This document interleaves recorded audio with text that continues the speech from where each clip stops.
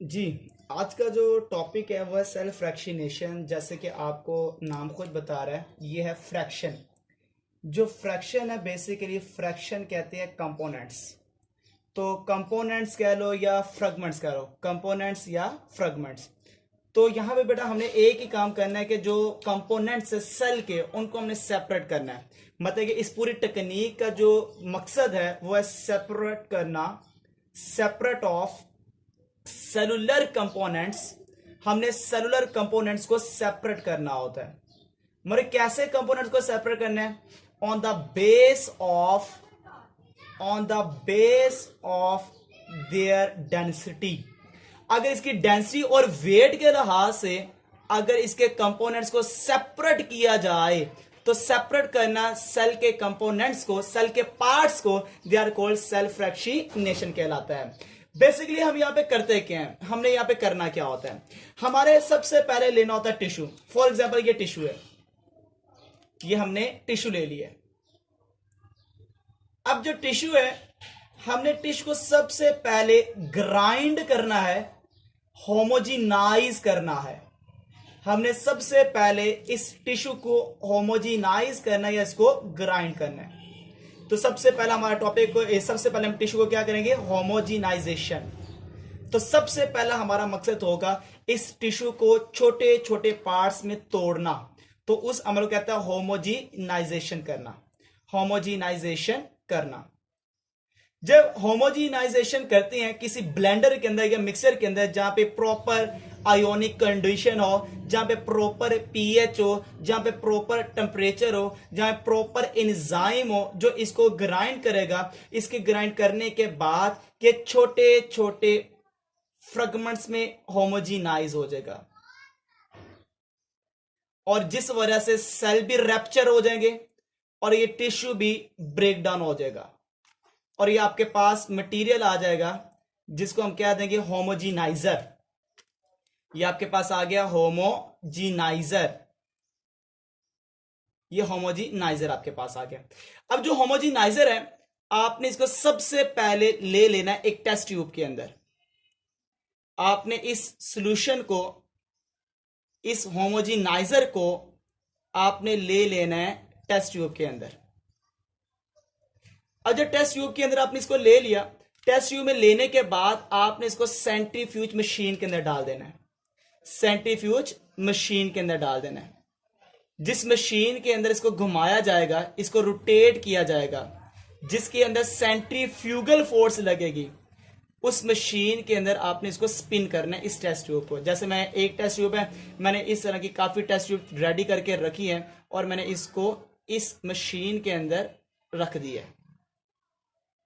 जब इसको हमने इस मशीन के अंदर रख दिया, इस मशीन को ऑन करने के बाद ये पूरी की पूरी रोटेट करती है, इसको रोटेट करती है, इस टेस्ट ट्यूब को स्पिन करती है। जब ये स्पिन करेगी, स्पिन करने की वजह से सेंट्रीफ्यूगल फोर्स लगेगी और सेंट्रीफ्यूगल फोर्स लगने की वजह से ये जो टेस्ट ट्यूब के अंदर होमोजिनाइजर है, जो वेट वाला होगा मटेरियल वो नीचे बैठ जाएगा और जो हल्का होगा वो ऊपर की तरफ तैरना शुरू कर देगा। तो ये जो मशीन है, इस मशीन का नाम है सेंट्रीफ्यूज मशीन। इस मशीन को नाम देते हैं ये सेंट्रीफ्यूज मशीन है। तो सेंट्रीफ्यूज मशीन करने के बाद, सेंट्रीफ्यूगल फोर्स लगाने के बाद, इसको स्पिन करने के बाद हमने इस टेस्ट ट्यूब को बाहर निकाल लिया। इस टेस्ट ट्यूब को हमने बाहर निकाल लिया।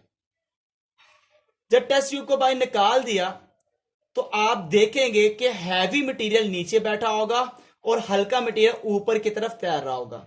ये नीचे बैठ गया हैवी पार्टिकल्स और ऊपर है जिनका वेट कम है, वो ऊपर पार्टिकल्स तैर रहे हैं। जो नीचे बैठ जाता है इसको कहते हैं पैलेट। इसको हम नाम देते हैं, दे आर कॉल्ड पैलेट। मतलब सेटल डाउन पार्टिकल्स जो नीचे बैठ चुके हैं, सेटल डाउन पार्टिकल्स जो नीचे बैठा हुआ पार्टिकल्स है, हम उसको नाम दे देते हैं, वो पैलेट कहलाता है।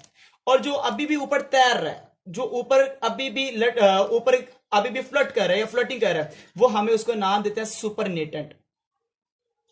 हम उसको कहते हैं सुपरनेटेंट का नाम देते हैं, ये सुपरनेटेंट आ गया।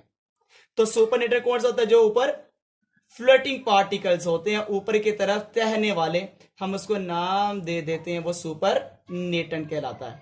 अब करना क्या है, ये जो सुपर नेटेंट है, सुपर नेटेंट को हमने ले लेना है और लेने के बाद दोबारा इसको अगेन सेंट्रीफ्यूज मशीन में इसको स्पिन करवाना है। फिर ले लेने टेस्ट ट्यूब को, फिर नीचे बैठा होगा पैलेट, फिर ऊपर सुपर नेटेंट होगा, फिर वो भी सुपर नेटेंट ले लेना है और फिर दोबारा इसको क्या करवाना, हमने स्पिन करवाना है। और काफी देर के बाद आपके पास सुपर नेटेंट होगा और कुछ पार्टिकल्स आपको नजर आएंगे, वो पार्टिकल्स हमने क्या कर लेने, आइसोलेट कर लेने। मतलब कि जो सुपर नेटेंट वाले होंगे वो हमने क्या कर लेने, आइसोलेट कर लेने, हमने उसको आइसोलेट कर लेने, निकाल लेने। और वो किससे निकाले, हमने वो सेलुलर पार्टिकल्स आइसोलेट करने हैं। काफी ज्यादा मेथड्स होते हैं, बाय जैसे आपको बता देता हूं, एक का नाम इलेक्ट्रोफोरेसिस के जरिए, हम इसको यूज भी कर सकते हैं, इसके जरिए से आइसोलेट भी कर सकते हैं, या क्रोमेटोग्राफी के जरिए हम इसके जरिए भी इसको कर सकते हैं। तो इस तरह से हमने उस सेलुलर पार्टिकल्स को कंप्लीट स्टडी करना है। ये जो पूरा का पूरा आपको मैंने मेथड बताया है, जिसमें मैंने सेल के कंपोनेंट्स को निकालने का प्रोसीजर बताया है, इस प्रोसीजर का नाम देते हैं सेल फ्रैक्शनेशन है, जिसमें 3 सबसे पहले स्टेप मैंने बताए हैं। पहले होमोजेनाइज करना, फिर सेंट्रीफ्यूज करना, फिर उसको आइसोलेट करना। मतलब मेरे यहाँ पे 3 पॉइंट बने, एक पहले होमोजेनाइज करना, फिर उसको सेंट्रीफ्यूज करना और फिर इसको आइसोलेट करना। और इन 3 मेथड्स के बाद, ये 3 मेथड्स के बाद आपके पास आइसोलेट होकर सेलुलर पार्टिकल्स आ जाते हैं। तो अगर मैं यहां पर लिखता जाऊं तो मेरे पास 3 इसके स्टेप्स हैं, 3 स्टेप्स हैं। सबसे पहला जो स्टेप था जो हमने किया, सबसे पहला स्टेप वो हमने किया homogenize to tissue, homogenize to tissue. सबसे पहले हमने टिश्यू को होमोजेनाइज किया। होमोजेनाइज होने के बाद जो हमारे पास आया टिश्यू, जो ब्रेकडाउन होने के बाद आया, उसके फ्रेगमेंट्स की फॉर्म में आ गया, हम उसको कह देते हैं होमोजीनेट, होमोजीनेट का नाम उसको दे देते हैं। उसके बाद हमने क्या किया, हमने उसके बाद सेंट्रीफ्यूज किया, हमने सेपरेट किया है। हमने किसको सेपरेट किया, separate of cellular particles, cellular components, किसके जरिए, on the base of their weight, उसके वेट की मदद से किया है। किसके अंदर, in centrifuge machine, in centrifuge machine. मरे कैसे किया है, at medium speed, at medium speed. हमने मीडियम स्पीड के अंदर उसको स्पिन करवाया और स्पिन करवाने के बाद हमने सारे के सारे जो कंपोनेंट्स हैं उनको सेपरेट कर लिया। सेपरेट करने के बाद तीसरा अमल हमारा क्या था, वो जब सेपरेट हो गए तो फिर हमने उसको आइसोलेट किया, आइसोलेट किया ऑफ सेलुलर कंपोनेंट्स को। और वो सेलुलर कंपोनेंट को आइसोलेट तो किया है, मगर कैसे किया गया, बाय डिफरेंट टेक्निक्स, और वो टेक्निक आपको बता चुका हूं।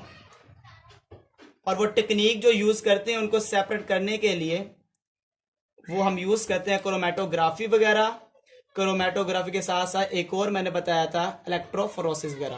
क्रोमेटोग्राफी या दूसरा था इलेक्ट्रोफोरेसिस के जरिए से, इलेक्ट्रोफोरेसिस के जरिए से। अच्छा, कुछ कंपोनेंट्स ऐसे होते हैं जो सेपरेट नहीं होते, उनको सेपरेट करने के लिए हमें हाई स्पीड में उसको स्पिन करवाना पड़ता है सेंट्रीफ्यूज मशीन को। और वो जो हैवीएस्ट कंपोनेंट होते हैं उनके लिए जब हम उसको ज्यादा तेजी से घुमाते हैं, हम उसको नाम देते हैं अल्ट्रा सेंट्रीफ्यूगेशन, अल्ट्रा सेंट्रीफ्यूगेशन। हम उसको नाम दे देते हैं, वो अल्ट्रा सेंट्रीफ्यूगेशन है। अल्ट्रा सेंट्रीफ्यूगेशन मतलब सम सेलुलर पार्टिकल्स, कुछ सेलुलर पार्टिकल्स ऐसे होते हैं, क्या करना पड़ता है उनको, are separated by high speed spinning, और वो हाई स्पीड जो स्पिनिंग के जरिए हम उसको सेपरेट करते हैं, कैसे करते हैं, ये किस तरह से हाई स्पीड इसको स्पिन करवाते हैं। हाई स्पीड स्पिनिंग मेरे बच्चे इतनी तेज होती है कि 70,000 रेवोल्यूशन पर मिनट की स्पीड से वो घूमता है, और इस स्पीड से अगर वो तेज घूमे तो हम उसको कह देते हैं वो अल्ट्रा सेंट्रीफ्यूगेशन है। तो अल्ट्रा सेंट्रीफ्यूगेशन कुछ पार्टिकल्स के लिए करवाते हैं, बाकी जो सिंपल तरीके से हम सेंट्रीफ्यूज मीडियम पर रख के कर लेते हैं, मगर कुछ पार्टिकल को सेपरेट करवाने के लिए जब हाई स्पीड स्पिनिंग करते हैं तो उस टेक्निक को उस वक्त हम उसको नाम दे देते हैं, they are called ultra centrifugation कहलाता है।